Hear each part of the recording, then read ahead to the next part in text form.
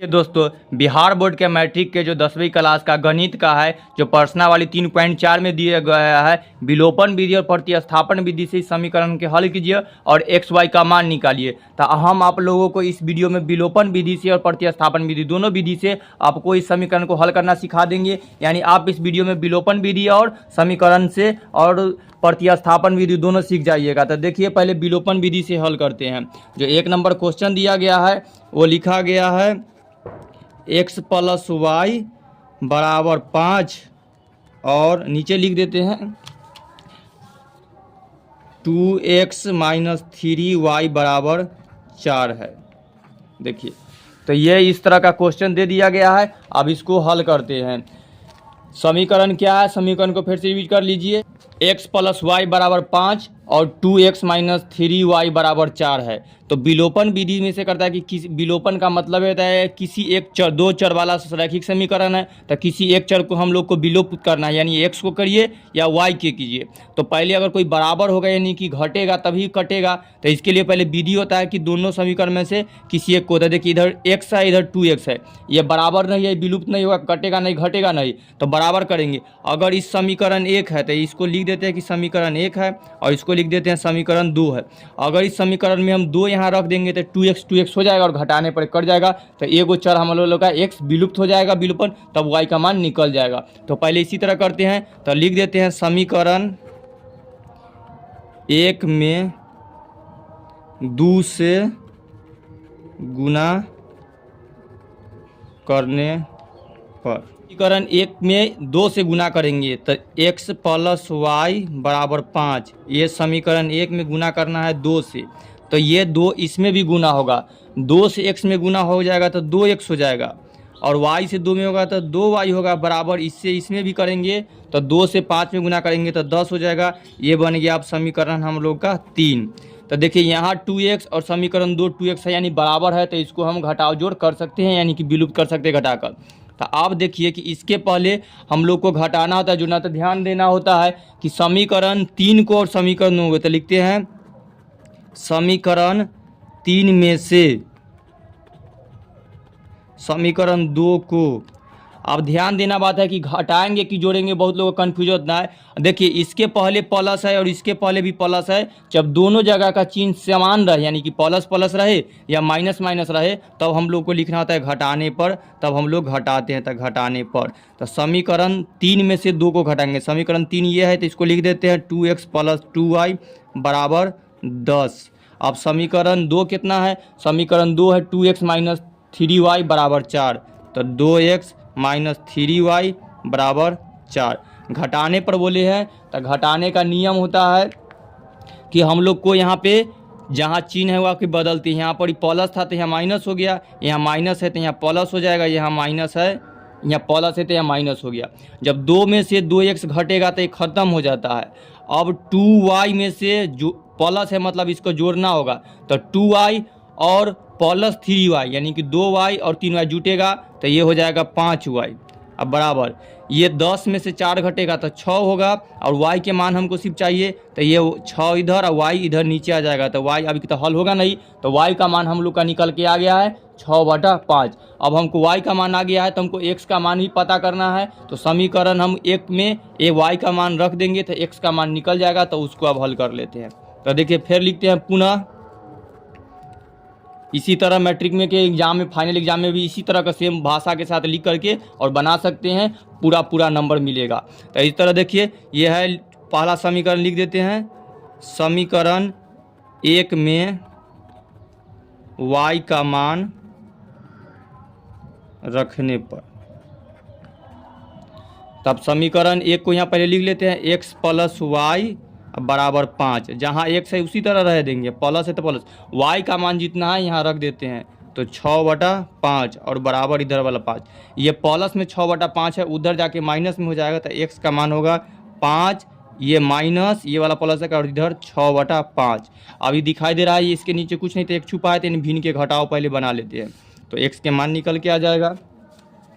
ये देखिए इस 1 और 5 दोनों का एलसीएम होगा 5, तो 1 का में 5 का मरतबे 5 मरतबे, तो 5 से ऊपर में गुना करेंगे तो 25 होगा और यहाँ माइनस है तो माइनस, 5 के पावर है 5 एक मरतबे, तो 6 में करेंगे तो 6 होगा। अब घटाएंगे तो x के मान हम लोग है 25 में से 6 घटाएंगे तो 19 आएगा, और नीचे वाला 5 आ गया, तो x के मान आ गया 19/5। या शॉर्ट ट्रिक भिन्न का जोड़ घटाव करने का, इससे इसमें गुना कर दीजिए, तो 5 में 5 से कर दिए तो 25, और जोड़ रहेगा तो जोड़िएगा, घटाव रहेगा तो घटा देंगे इसको, तो 5 पचे 25 हुआ, 25 में से 6 घटाना है, तो 25 में से 6 घटाएंगे तो 19, नीचे वाला 5 रख दीजिए 100।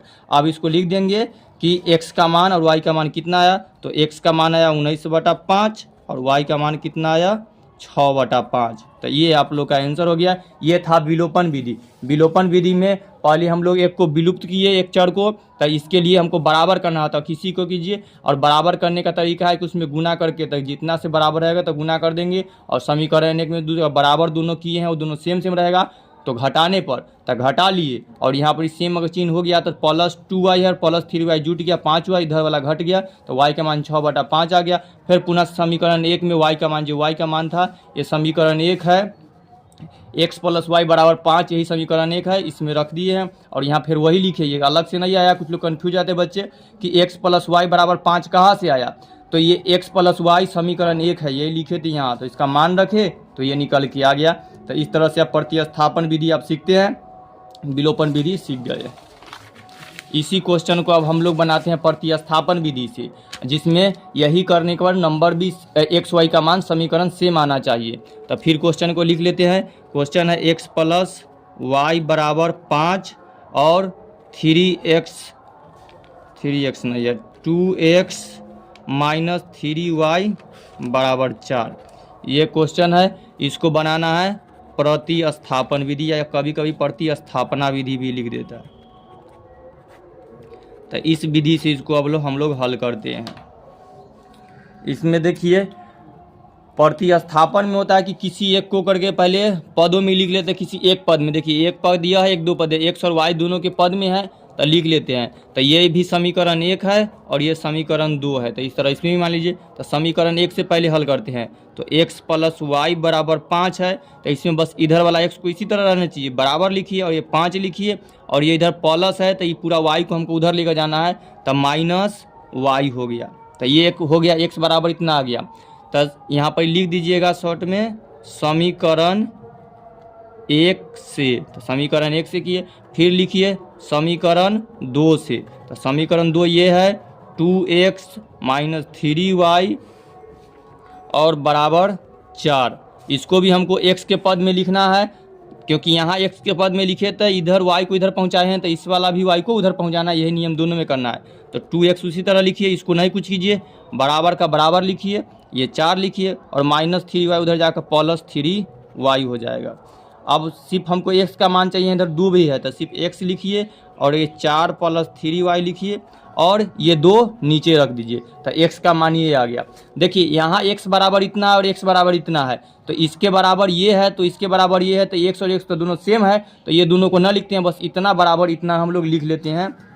तो ये देखिए ये वाला को लिख देते हैं 5 - y, इसके बराबर कितना होगा, इसके बराबर यदि x है तो ये x बराबर भी तो इतना ही होगा, तो इसी के बाद ये लिख लेते हैं। अनदर सिर्फ स्टेप समझिए कि ये क्या हो रहा है, इससे कि पहले x का मान x का पद में निकाले, और फिर x के पद में निकाले, और ये दोनों पदों वाला को एक समान लिख लिए। इसके नीचे कुछ नहीं है तो एक छुपा हुआ रहता है, क्रॉस गुना कैसे कर लिए, 2 से 5 में गुना किए तो 10, अब माइनस का माइनस लिख दीजिए, 2 से y में गुना करेंगे तो हो जाएगा 2y हो गया। अब बराबर 1 से इसमें गुना करेंगे तो उतने सब रह जाएगा, तो इसी उसी तरह लिख दिए। समान पदों वालों के एक साथ, यानी कि चर वाला को चर वाला, अचर वाला अचर, यानी कि y वाला के साथ कर लीजिए, और x वाला के x वाला के साथ। तो इधर वाला 10 को इधर रहने देते हैं, y को उधर पहुंचा देंगे, इधर वाला नंबर को इधर ला लेते हैं, तो इधर वाला 10 उसी तरह रहने दिए, इधर 4 इधर प्लस में था, तो इधर आकर -4 आए, तो यहाँ से आप बराबर के बराबर लिखिए। ये वाला 3y तक कहीं नहीं गया है, तो जैस के तैस है, तो इसी तरह लिखिए, और बराबर लिखिए, बराबर नहीं, और ये -2y इधर आकर हो जाएगा +2y। तो देखिए 10 - 4 है, तो कितना होगा, 10 में से 4 घटेगा तो 6, अब बराबर 3y और +2y है, तो टोटल कितना होगा 5y। हमको सिर्फ क्या चाहिए, y के मान, तो y इधर रहने दीजिए, और ये 5 बराबर के उधर चल जाएगा, तो 6/5। तब भी हम समीकरण निकाले थे तो y के मान 6/5 आया था, अभी भी y का मान 6/5 आया। अगला प्रोसेस से इसी तरह करना है, समीकरण 1 में y का मान रख देंगे, ये देखिए तो ये निकल का आया y का मान। इसको इसी में या अगले पेज में इस तरह में हम लिख कर बना सकते हैं कि लिख देंगे फिर समीकरण वही प्रोसेस 1 में y का मान रखने पर अब समीकरण 1 कितना है, समीकरण 1 जो इसको माने थे ये वाला वही समीकरण 1 भी है या पहले बनाए थे। तो समीकरण 1 को उसी को लिख देते हैं x + y बराबर xy बराबर 5। तो समीकरण 1 है x + y बराबर 5। अब हमको y का मान पता है, y का मान है 6/5। तो इसको x उसी तरह लिखेंगे y का मान 6/5 और बराबर 5। अभी प्रोसेस तुरंत किए हैं तो x बराबर 5 लिखिए, इधर जाकर -6/5, भिन्न के घटाव बनाएंगे ठीक से 25 और 25 में से 6 घटा तो 19/5। तो देखिए दोनों विधि से हम लोग का निकल के आ गया x का मान 19/5 और y का मान 6/5। इसमें बताना होता है कि दोनों में से कौन विधि अधिक सुलभ है और आसान है। इसमें देखिए 1-2 प्रोसेस और ज़्यादा करना पड़ा और फिर समीकरण में 1 में y का मान रखना पड़ा, तो थोड़ा प्रतिस्थापन थोड़ा कठिन होता है और विलोपन विधि थोड़ा आसान होता है। लेकिन वहाँ पर इस किताब में लिखने के लिए पूछा है कि कौन आसान है कौन कठिन है, बताना है विलोपन विधि से बताइए और प्रतिस्थापन। लेकिन एग्जाम में सिर्फ एक डायरेक्ट क्वेश्चन लिख देता है कि समीकरण इसको विलोपन विधि से हल कीजिए और एक्स वाई के मान लिखिए। विलोपन विधि कहा जाएगा तो इस तरह से विलुप्त करके कट करके घटाव करके कीजिएगा तो ये विलोपन विधि हुआ। और प्रतिस्थापन विधि कहेगा तो ये है प्रतिस्थापन विधि। प्रतिस्थापन विधि से इसमें पदों में लिख लीजिएगा प्रतिस्थापन या स्थापना विधि। तो जिसमें पदों में लिख लीजिएगा x के पहला समीकरण के x के पदों में इतना आया 5 - y और दूसरा समीकरण ये है समीकरण 2 से यहाँ पे लिख लीजिए भाषा के, जिसका x के पद में आया x बराबर 4 + 3y/2 और इसको पलट करके। तो इस तरह से इस 3.4 का सभी को बना लीजिए और जो न हल होगा तो इसको हम धीरे धीरे वीडियो बना करके डाल देंगे तो देख लीजिएगा, समझ में आ रहा होगा।